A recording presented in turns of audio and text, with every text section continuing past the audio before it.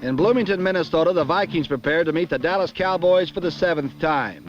The Cowboys had been victors in the first 5 contests, but in the 6th in 1970, the Vikes bombed Dallas 54-13. As usual, defense had been the instrument of victory for Minnesota. But this 6th consecutive playoff appearance for Tom Landry featured the Cowboys as the NFL's highest scoring team, due to a 7-game hot hand held by new quarterback Roger Staubach. The Vikings, too, had a new quarterback, their punter, Bob Lee. Bud Grant had installed Lee as a starter ahead of both Gary Cuozzo and Norm Snead in order to prime what some called Minnesota's pop gun offense. But the pop gun misfired the first time the Vikings had the ball. Dave Osborne fumbled, Jethro Pugh recovered for Dallas, and a valuable gift was given and received. Dwayne Thomas gained 1 yard and 2 carries, and then Roger Staubach stepped back and hit Bob Hayes for 18 yards to the Minnesota 22-yard line. But there, the People Eaters did what seems to come naturally. Number 88, Alan Page, wrecked Staubach attempting to pass, almost causing a redeeming turnover. And when Staubach scrambled out of the pocket on 3rd and 14, number 70, Jim Marshall, nailed him short of the first down. There had been preseason rumors that the mighty Marshall could no longer hold up his end for the Purple, but this season and this game were to be among his very best. Marshall's punishing play forced Dallas to settle for a field goal and a 3-point lead.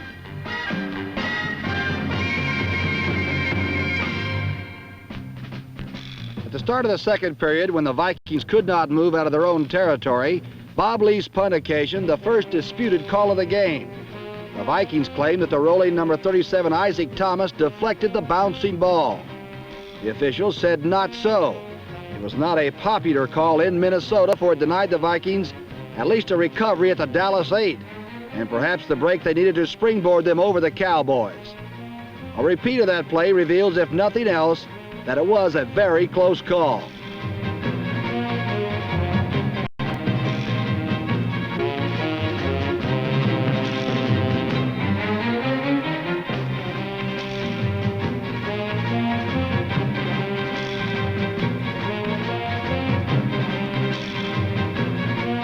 Minnesota's next possession produced the game's second dispute. On 3rd down, Lee passed to Jim Lindsey in the flat. Lindsey's advance would have sustained Minnesota's drive inside the Dallas 10. But the ball was ruled trapped, and the Vikings had to settle for a game-tying field goal by Fred Cox. The Dallas offense remained stifled, and the Vikings regained the ball at their own 20. On 3rd down, Lee caught Bob Grimm free on a fly upfield, and Grimm completed a 49-yard play, squirming inside the Cowboy 30. But a scoring opportunity was dissipated by the Vikings and gained by Dallas when Bob Lee passed to soft-fingered Chuck Howley instead of Dave Osborne.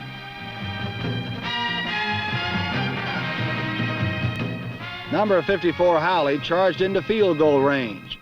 With barely a minute remaining in the half, Mike Clark drilled a 44-yarder, giving Dallas the advantage, thanks to Howley's big play, 6-3.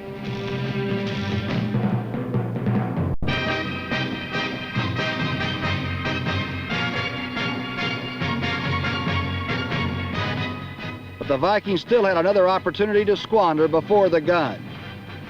Number 26, Clint Jones, made a magnificent return to the ensuing kickoff. And the Vikings were in business with 54 seconds remaining.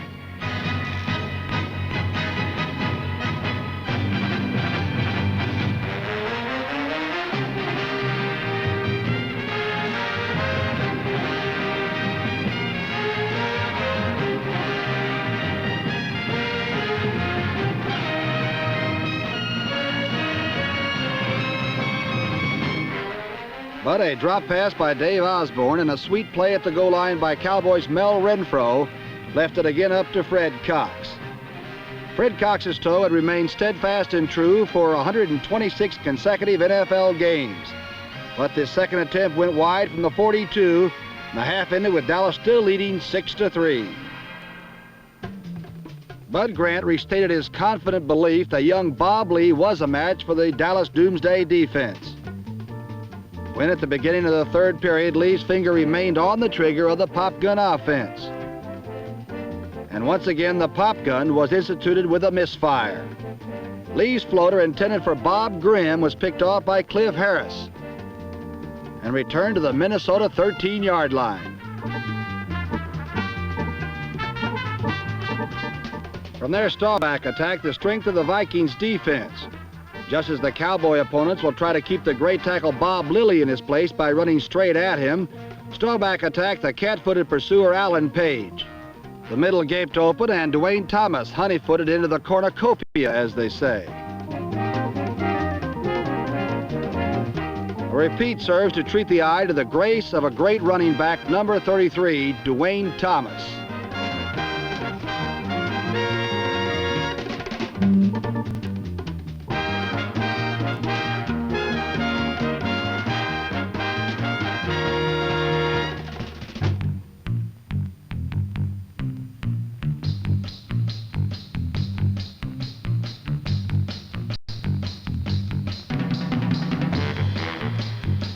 With the score 13-3, Charlie West returned the Dallas kickoff 51 yards to the Cowboy 42-yard line.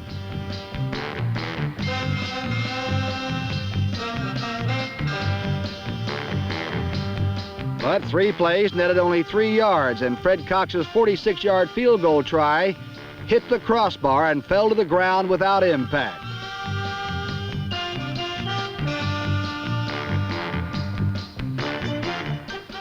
Then Dallas began 2 series of downs that controlled the ball and the game.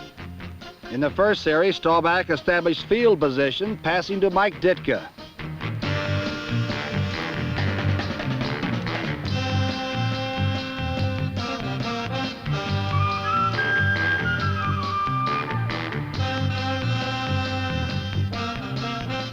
When subsequent plays failed, the Cowboys relinquished the football. But the Doomsday defense reclaimed it.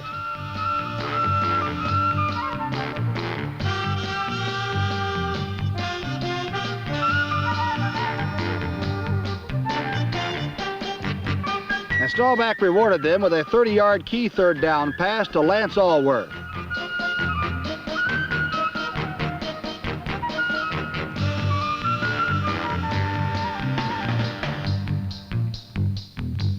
Staubach continued the drive, hitting Hill for a 10-yard gain.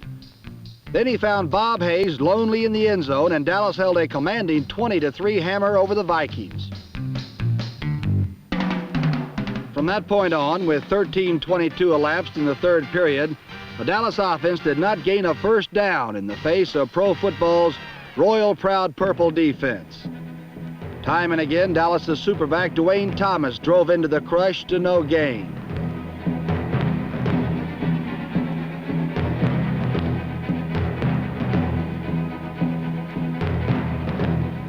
And in the beginning of the fourth quarter, the once-burned Alan Page made Staubach pay. Bursting over his tormentors, Page bulldogged Staubach to earth in the end zone, scoring football's most humiliating point, a safety. It was small compensation for Page, his team trailing now 20-5, but it is fitting that he should be so highlighted, for this was perhaps Alan Page's greatest game in a string of unbelievable performances by the game's greatest defensive tackle.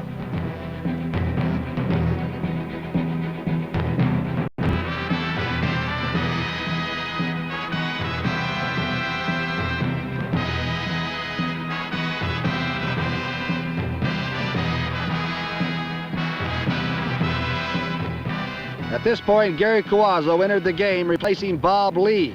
The Vikings began the first of 3 goalward thrusts.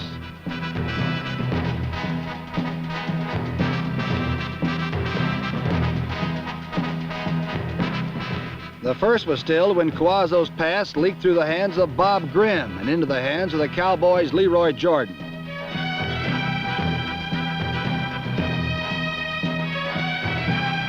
But the Cowboys could not gain a first down, and Cuozzo continued his bombing.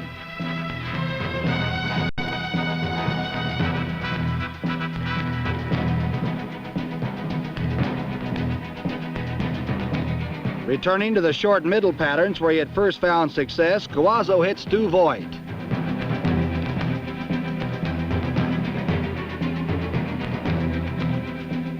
Cuozzo connected with Voigt again and again, at last in the end zone, capping Minnesota's quarter-long desperation drive with 2:08 remaining.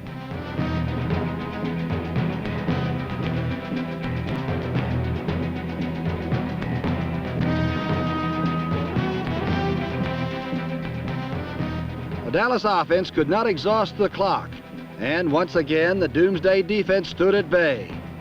But Cuozzo's last, most desperate pass was intercepted by Herb Adderley, and Dallas won this 7th and most important meeting between two superb teams, 20-13.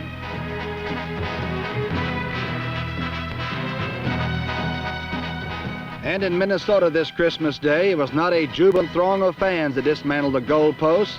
The job was done by workmen after a long pro season at Metropolitan